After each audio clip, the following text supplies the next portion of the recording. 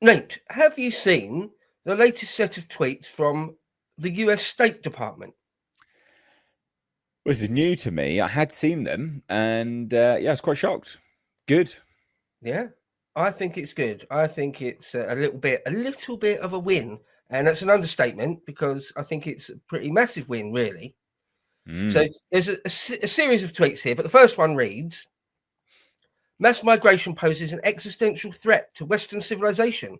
Oh, and undermines the stability of key American allies. Today, the State Department instructed US embassies to report on the human rights implications and public safety impacts of mass migration."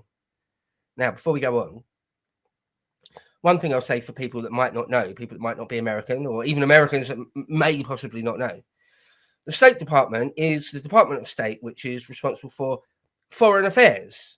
In the UK, the equivalent is the FCO, the Foreign and Commonwealth Office.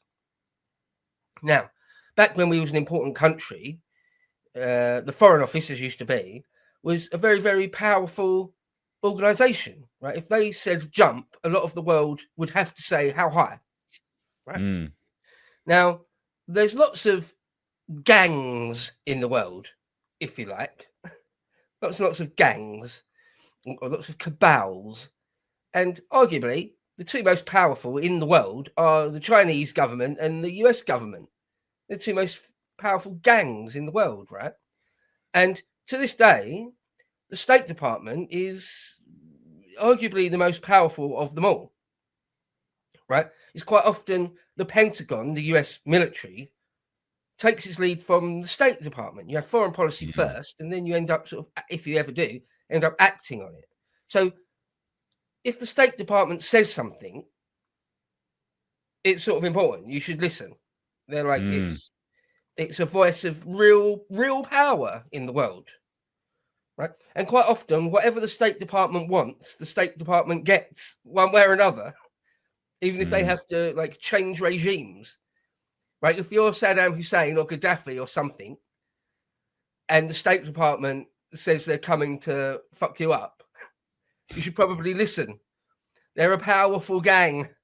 They really are. So when they said this today, I was in a good way, open mouthed. I was like, wow. That they went on to make a few other tweets. If you scroll down a little, the next thing they say is, "Mass migration is a human rights concern. Western nations have endured crime waves, terror attacks, sexual assaults, and displacement of communities. US officials will urge governments to take bold action and defend citizens against the threat posed by mass migration." Yes! These are my talking points. These are our talking points. Oh my God. No lies detected. Yeah. Wow. The most powerful gang in the world parroting my talking points, our talking points. The dissident right wing of the internet in the UK. They're saying, if you scroll down one more, officials will also report policies that punish citizens who object to continued mass migration, and document crimes and human rights abuses committed by people of a migrant background. Oh, God. These issues have plagued citizens of Western nations for years. Love it. Thank you, Trump. Thank you, Marco Rubio. And then the next one, the creme de la creme, the cherry on top. In the United Kingdom, bearing in mind, this is the voice of the most powerful gang in the world. In the United Kingdom, thousands of girls have been victimized in Rotherham, Oxford, and Newcastle, to mention but a few, by grooming gangs involving migrant men. Many girls were left to suffer unspeakable abuse for years before authorities stepped in. Oh, man, that's a big call out. Wow. That's a big fucking call out. That's huge. Yeah. That's huge. I fucking love it. All right. They go on to make another few tweets. They talk about an Eritrean man in Sweden. They talk about in Germany, some woman got a longer sentence than the actual rapists. And they go on to make a couple other similar and great points about all this sort of thing. Oh, two-tiered. They create two-tiered justice systems. that the State prioritise Department, migrants at the expense of their own citizens. the State Department. I mean, fucking love it. Well, when I saw this not too long ago, I retweeted. I just put out a tweet, and it was Henry Hill from from Goodfellas when he hears about the Lufthansa heist. It's just a massive win. It's just a massive, massive win. Sort of almost can't believe it. Almost. Maybe I'm getting a bit ahead of myself. It's just a tweet from the State Department, but nonetheless, as I said, what the State Department wants, the State Department invariably gets. Our Foreign Office and our government will listen, have to listen to them. What do you think? Well, what do I think? Strong words, no lies. It's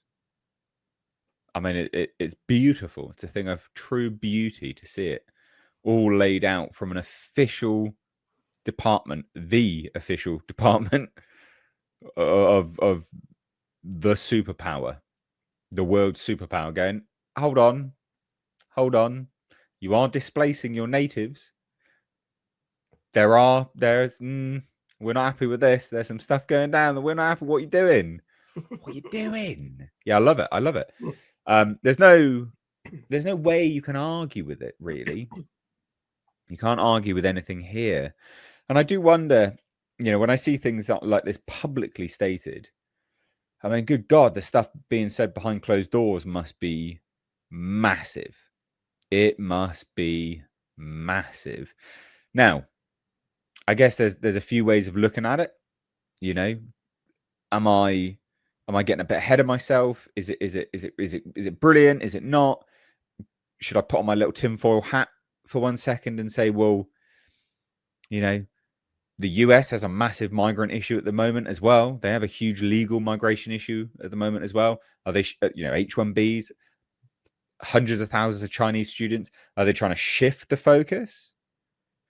Maybe. Are they trying to give, the Western governments an out? Who knows? Either way, because I haven't quite, formulated a proper tinfoil hat territory moment on it all. It's still very good to see. I just don't want to be. I'm trying not to be too cynical about it, or also too positive either. But it's still fantastic to see. It's brilliant.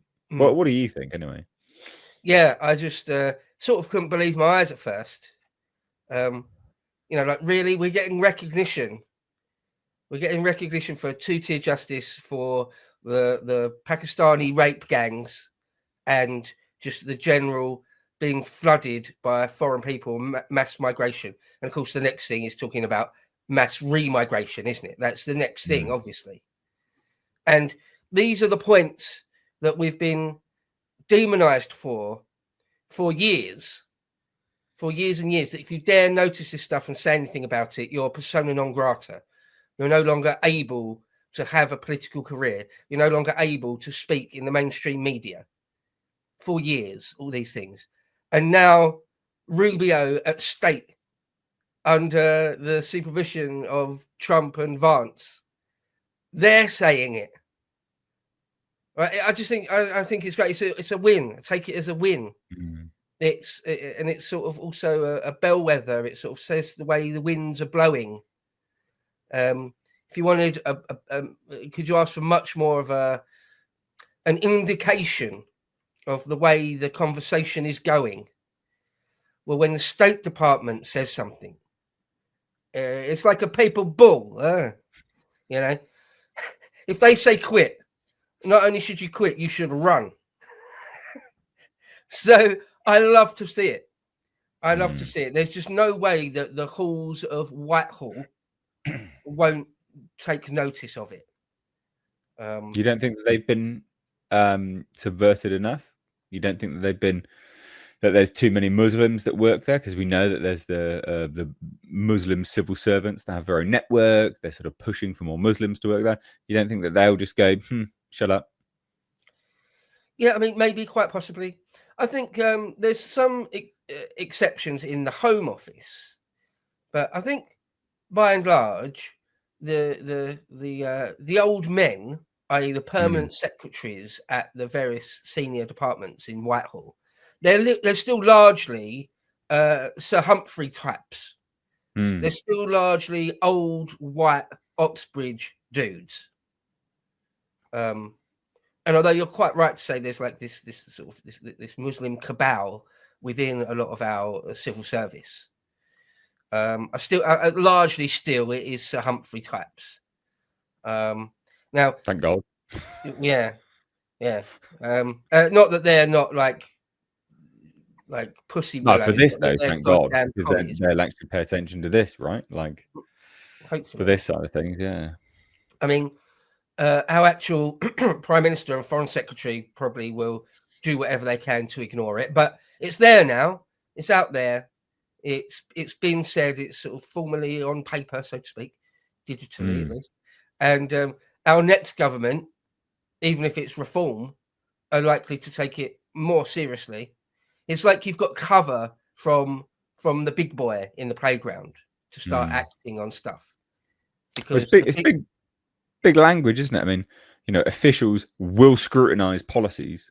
They will be looking at human rights abuses. They will be looking into this. I mean, that's pretty major. They're going to be. I mean, it said about documenting it, right? Like, officials will now report policies that. I mean, they're literally going to be building, a data set to say this is everything that they're doing to their citizens. I mean, that's pretty. That is massive, actually. Yeah.